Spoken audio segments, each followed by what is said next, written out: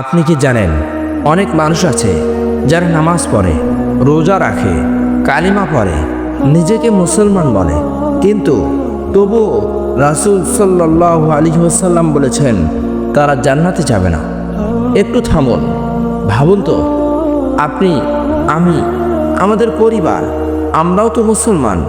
তাহলে প্রশ্ন হলো, আমরা কি নিশ্চিত আমরা সেই তালিকার মধ্যে নেই? আজ আমি আপনাকে বলবো হাদিস ও কোরআনের আলোকে সেই 10 শ্রেণীর মুসলমানের কথা, যারা মুসলমান হয়েও জান্নাত থেকে বঞ্চিত হতে পারে। এই ভিডিও শেষ না দেখা পর্যন্ত অনুরোধ, কোথাও যাবেন না।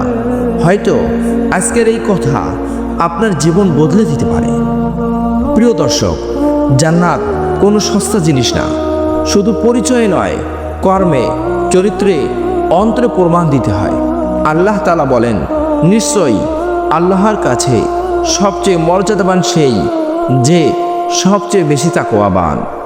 শুধু মুসলমান নাম থাকলেই হবে না, মুসলমানের জীবন থাকতে হবে। এখন চলুন এক এক করে সেই ভয়ঙ্কর 10 শ্রেণীর মানুষের কথা জেনে নেই। নম্বর 1, ইচ্ছাকৃতভাবে নামাজ ত্যাগকারী। নামাজ শুধু ইবাদত নয়, এটা ঈমান ও কুফরের মাঝে দেওয়াল।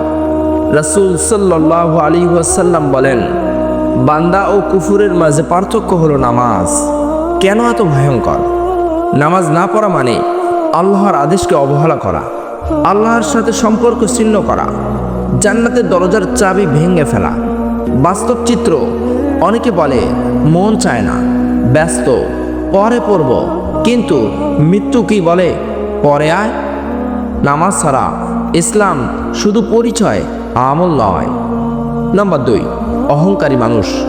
অহংকার মানে নিজেকে বড় আর অন্যকে ছোট ভাবা। রাসূল সাল্লাল্লাহু আলাইহি ওয়াসাল্লাম বলেন, যার অন্তরে অনুপরিমাণ অহংকার থাকবে সে জান্নাতে প্রবেশ করবে না। অহংকারের ধরন, টাকার অহংকার, সৌন্দর্যের অহংকার, দ্বীনি জ্ঞানের অহংকার, বংশ মর্যাদার অহংকার। শিক্ষা, ইবলিস 6000 বছর ইবাদত করেছিল, একটি অহংকার তাকে জাহান্নামে পাঠিয়ে দিল। তাহলে আমরা কি? নম্বর 3, গীবত, অপবাদ ও চরিত্র হননকারী। গীবত মানে পিছনে এমন কথা বলা যা সত্য হলেও অপছন্দনীয়। আল্লাহ তাআলা বলেন, তোমাদের কেউ কি মৃত ভাইয়ের গোশত খেতে পছন্দ করবে? কিয়ামতের দৃশ্য, আপনার নামাজ অন্যের হাতে, আপনার রোজা অন্যের হাতে, আপনার কোরআন তেলাওয়াত অন্যের হাতে। আপনি থাকবেন খালি হাতে। খালি হাতে জান্নাতে ঢোকা যাবে? নম্বর 4, সুদখোর ও সুদের সহযোগী। আল্লাহ তাআলা বলেন, তবে আল্লাহ ও তার রাসূলের পক্ষ থেকে যুদ্ধের ঘোষণা শুনে নাও। শুধু সুদ খাওয়াই নয়, রাসূল সাল্লাল্লাহু আলাইহি সাল্লাম লানত দিয়েছেন সুদ গ্রহণকারীকে, সুদ প্রদানকারীকে, লেখককে, সাক্ষীকে। ভয়ঙ্কর বাস্তবতা, সুদের টাকা দিয়ে হজ করা, মসজিদ বানানো, দান করা সবই হতে পারে অগ্রহণযোগ্য। হারাম রক্তে গড়া দেহ জান্নাতে যাবে না। নাম্বার 5, জুলুমকারী। জুলুম মানে অন্যের হক নষ্ট করা, স্ত্রীর সাথে জুলুম, সন্তানকে অবহেলা করা, কর্মচারীর বেতন আটকে রাখা, এতিমের সম্পদ আত্মসাৎ। রাসূল সাল্লাল্লাহু আলাইহি ওয়াসাল্লাম বলেন, জুলুম কিয়ামতের দিন অন্ধকারের পর অন্ধকার হবে। জান্নাত আলোয় ভরা, জুলুম অন্ধকারে ভরা, দুটো একসাথে যায় না। নম্বর 6, মা বাবা অবাধ্য সন্তান। রাসূল সাল্লাল্লাহু আলাইহি ওয়াসাল্লাম বলেন, 3 শ্রেণীর মানুষ জান্নাতে যাবে না। তাদের মধ্যে একজন হলো মা বাবার অবাধ্য সন্তান। শুধু মারধর নয়, কটু কথা বলা, বিরক্ত করা, অবহেলা করা, বৃদ্ধ বয়সে ছেড়ে দেওয়া। মায়ের দোয়া জান্নাতের দরজা খোলে, মায়ের বদদোয়া জান্নাতের দরজা বন্ধ করে। নাউজুবিল্লাহ।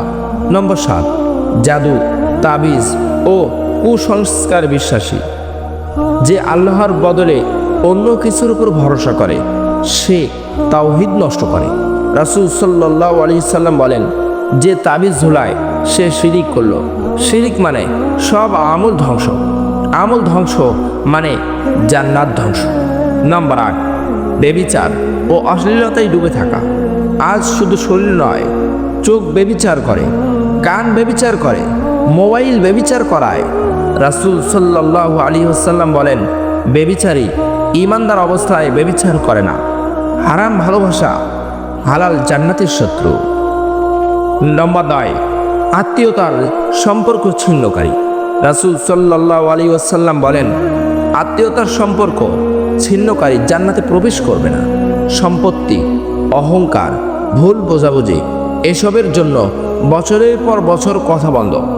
আল্লাহর রহমত আসে সম্পর্ক জোড়া রাখতে, কাটতে নয়। নম্বর 10, মুনাফিক ও দ্বিমুখী মানুষ। বাইরে মুসলমান, ভেতরে কাফির মানসিকতা। চিহ্ন: কথা দিয়ে ভাঙে, আমানত নষ্ট করে, ঝগড়ায় গালি দেয়, দ্বিমুখী আচরণ করে। আল্লাহ তাআলা বলেন, মুনাফিকরা জাহান্নামের সবচেয়ে নিচের স্তরে থাকবে, নাউজুবিল্লাহ। সর্বনিম্ন জান্নাতও তাদের জন্য হারাম। প্রিয় দর্শক, আপনি মুসলমান, এটা পরিচয়, কিন্তু জান্নাত চায় চরিত্র, আমল, তাকওয়া। আজ নিজেকে প্রশ্ন করুন, আমি কি শুধু মুসলমান নাকি প্রকৃত মুমিন? আল্লাহ তাআলা আমাদের সকলকেই এই 10 শ্রেণীর ব্যক্তি থেকে হেফাজত হয়ে জান্নাতের তালিকায় আমাদের নামগুলো লিখে নেওয়ার তৌফিক দান করেন। আমিন।